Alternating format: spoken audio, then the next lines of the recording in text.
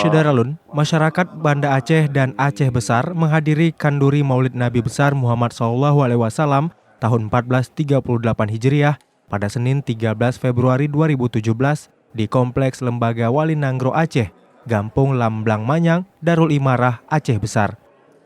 Kegiatan itu dibuka Paduka Yang Mulia Walinangro, Tengku Malik Mahmud Al-Haitar. Terkait pemilihan kepala daerah yang akan dilangsungkan beberapa hari lagi, Walinangro mengimbau masyarakat agar tidak takut intimidasi. Selain itu, jaga keutuhan persaudaraan kita, buktikan kepada dunia bahwa kita mampu menyelenggarakan pilkada secara damai. Dari Banda Aceh, Muhammad Ansar, Serambi On TV.